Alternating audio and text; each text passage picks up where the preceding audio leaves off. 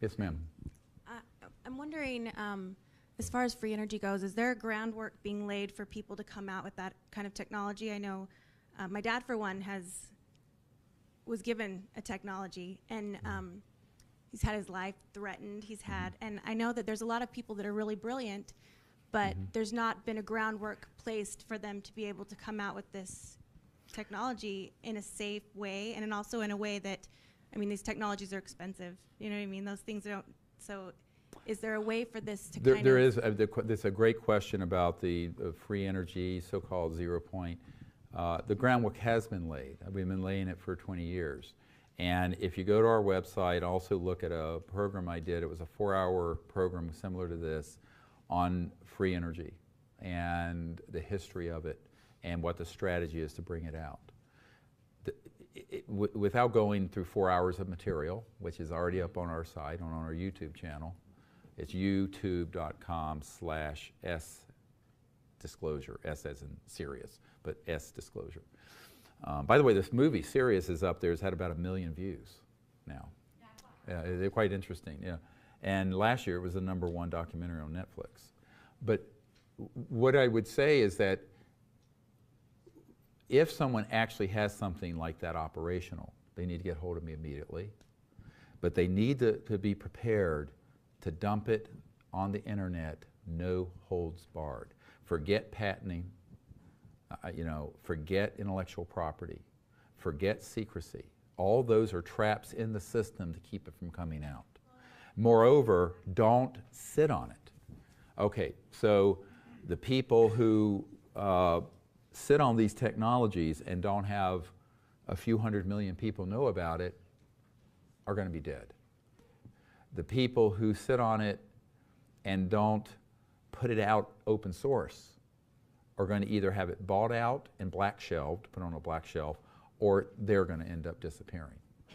Now, this is a fact. So I have analyzed with a lot of people who have been in the intelligence community for much longer, some of them almost as long as I've been alive, that there's one pathway out, and that is open source it, disclose it massively, and get it out there and have it reproducible. Now, if anyone has anything, I have a team of people, engineers, I have people on my team who have, some of them have private planes and jets. We can get it and we can secure it, and you know, if they take me out, you're going to know why I was taken out. Because I recently went on a mission. It turned out the person didn't have anything. It was they had mismeasured the energy output and input. But before I went on that expedition to this inventor, I had dead man triggers all over the place, meaning that if anything happened to me, everything got out, everything went out. So you need to have, and one of the good things about being a public figure like I am now, where I can reach millions and millions and millions of people, is that it's very difficult to keep me off the radar scope. And so I would say, pass it on, hand it off to me. Now, if someone says, I've worked for 20 years and put X amount of, I have folks on my team now who can make that person whole financially. I mean, I can't, because I've given up about $12 million of my income as a doctor doing this stuff, believe it or not. I mean, you figure $500,000 to $600,000 a year for this long, do the math. You know, can you do math? But my point is that there are people that we've reached in the last year or two that can help make this happen. However, it can't happen unless the technology can be tested, independently reproduced. We have people that do it or aren't going to hoax the results. And then while that's happening, massively disclosed on the internet. And when I say massively, streamed on Facebook Live, streamed on YouTube, streamed on everything. The danger is if you have a technology like this and you think you're going to outsmart these devils, you're going to be one dead son of a bitch, all right? Okay, so the only way out is squeeze the toothpaste out of the tube and get it out. Now, there are people who say, well, I don't want to do that, it's too dangerous, then let me do it. I mean, I've been taking the shots for a quarter of a century, and I'm still here by some miracle. So, it has been a miracle. So I think that I'm willing to do that, because if someone threatens me, it'd be the worst day of their life.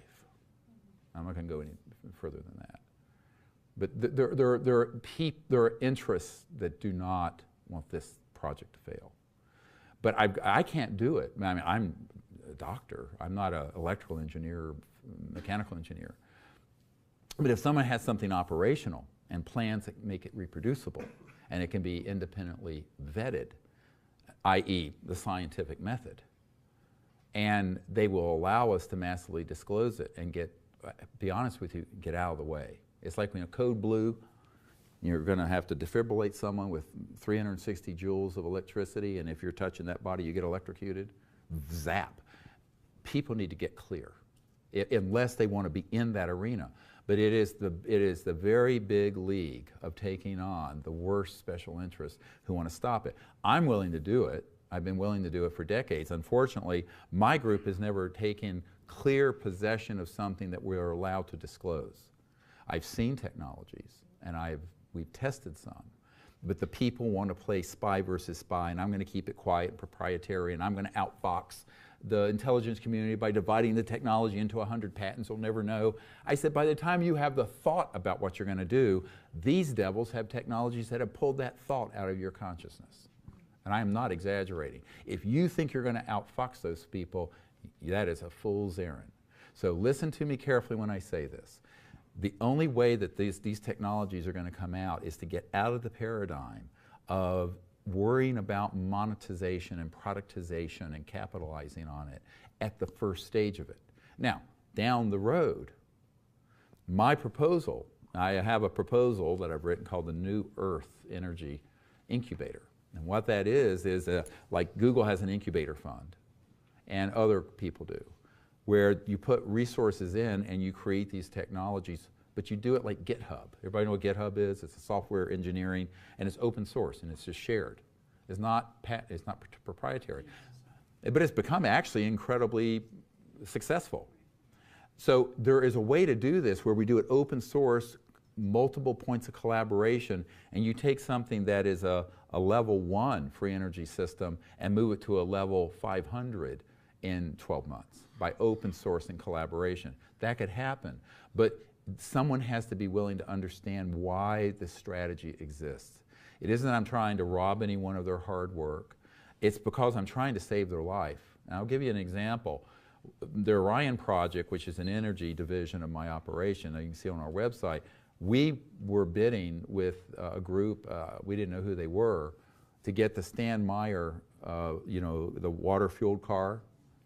But that wasn't what we really were after. In that collection was a toroid, a donut-shaped electromagnetic system that had a national security order on it from the 80s. And it was in the collection, and we were given a heads up about it by someone who had worked with Stan Meyer. So my group only had a few $100,000. A group out of Michigan came in with several million and outbid us. And I said at the time, if they do this secretively in a proprietary way, they are in mortal danger. I've just had it confirmed in March that they've all been assassinated. So, yes. And so the problem with the engineers and physicists and inventors is that they may be brilliant in that area, but they don't know what the strategy has to be here. That's what I want to do. My wife has to hook up the computers and TV. I don't do that. I'll break it. Give me a defibrillator, I'm fine. But I think you need someone who can be a Sherpa, a guide, through the intelligence community and the strategy on this, and that's what I would offer to do if I found anyone with the technology. Now, unfortunately, usually people are going to take the big buyout, all right? So, or they're going to want to try to keep it proprietary, or they're going to try to keep it patented and secret. All those conventional business things that works fine with an iPhone or what have you is fatal, and I mean literally fatal, with a free energy system. And I've been trying to educate people about this for a very long time, but what I've seen over the last 20 years is, the definition of insanity is doing the same thing over and over expecting a different result. I see the same mistakes and there's a set number of them that these people have made over and over again. And each person who comes along with a discovery on this area of technology, 0 point and what have you, they think they've got the world by the tail. Well, as I've said, they think that the whole world's going to come knocking on their door offering them, everything. And I said the first knock on the door is going to be Murder Incorporated. And unfortunately, those folks, or they're going to be very wealthy and the technology's gone. Now, I know some people personally who have had technologies, are now decamillionaires or centimillionaires, who took a whole lot of money and the technology's on a black shelf. But that doesn't benefit the world. Now, that person's very wealthy, but what good does that do the world?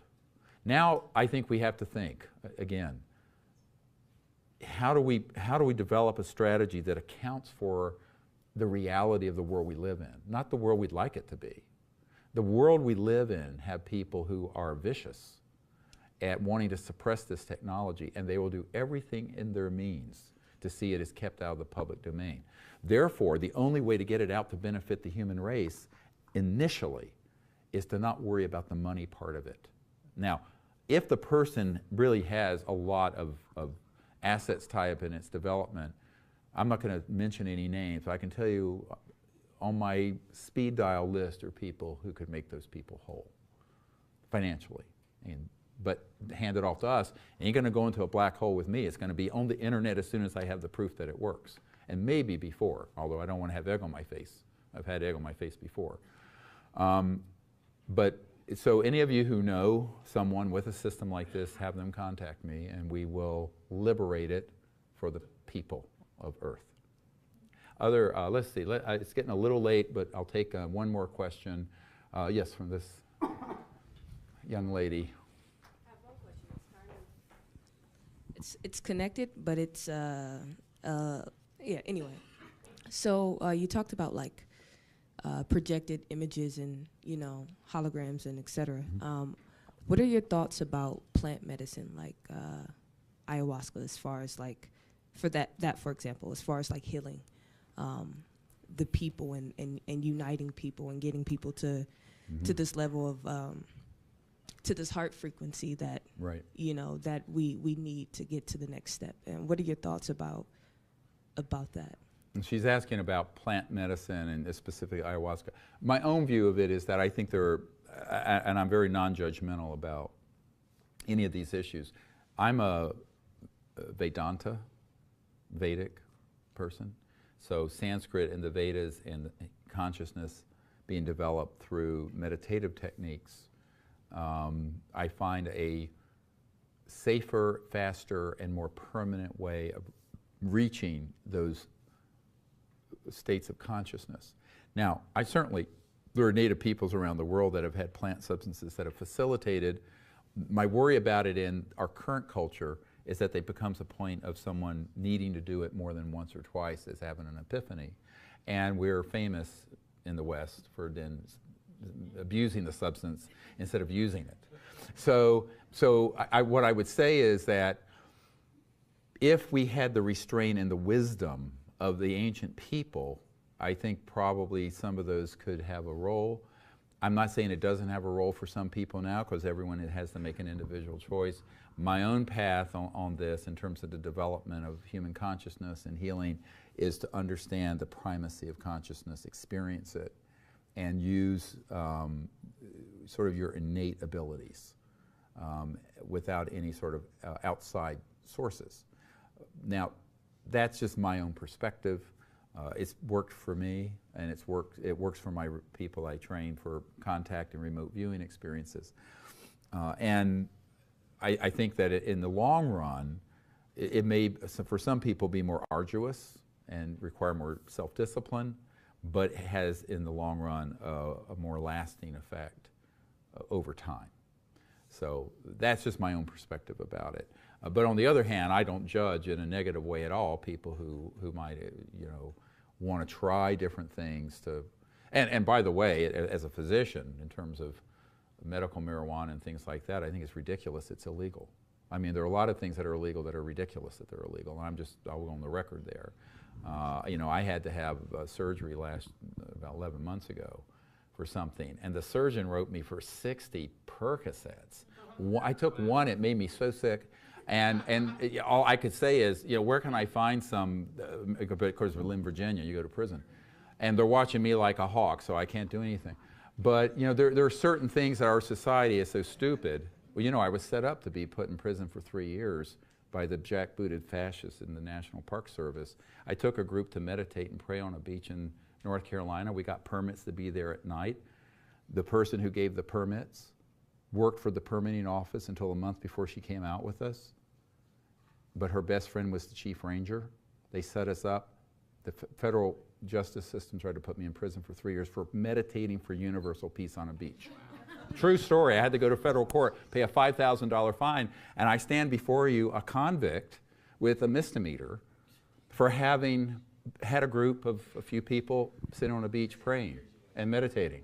That is how fascistic our federal system is. Anyway, but what I would say is that, you know, I encourage people to really explore how to develop higher states of consciousness through meditative states and other states, and look at what they have within themselves. I think everything we need to develop the high, and I was talking about this yesterday at Paula Harris's conference, everything we need to attain to every state of higher consciousness, we already have sitting within us.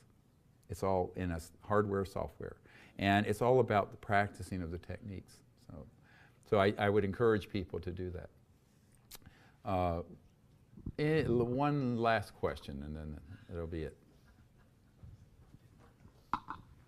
Oh, we'll go over here. She's getting a workout. I guess we needed 2 mics in. So my question is, I know you're accepting donations online to help bring out the free energy thing. You said you need about like $6.3 million. Well, man. I just wanted to know, are you accepting donations right now? Yes, we are. I mean, I think that if you go on at seriousdisclosure.com, we have a whole section about... Like here. Oh, like here? Sure. Yes, of course. But thank you. Yeah, and people who want to help support that. And what I think we also want to be able to say is we need people who understand what the environmental consequences are to the secrecy, who then begin to fund, not myself, but engineers and inventors and technical people who understand this, but who have been tinkering in their garages with no support for decades.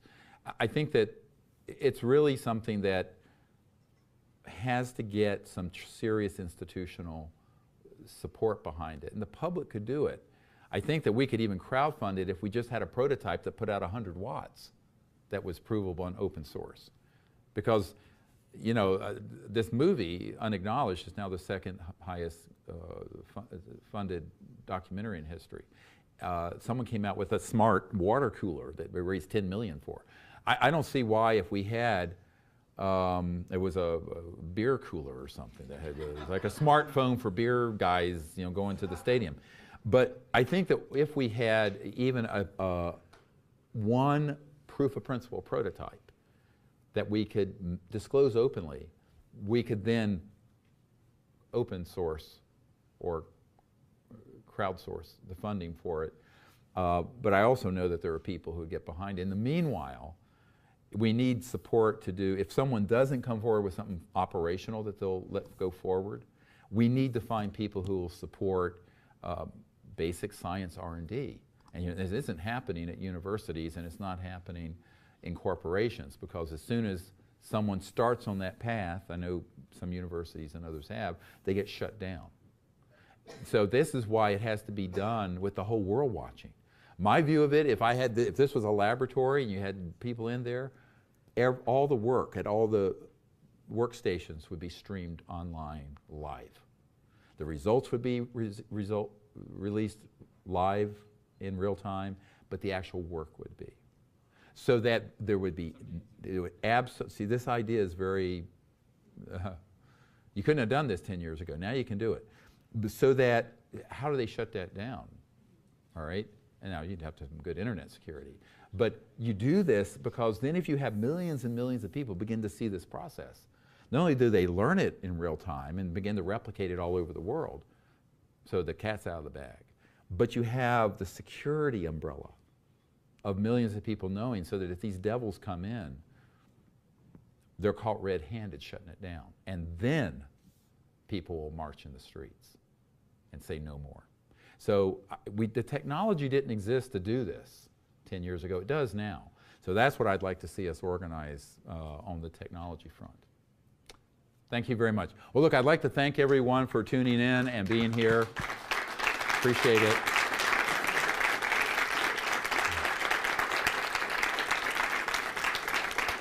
Thank you. Thank you.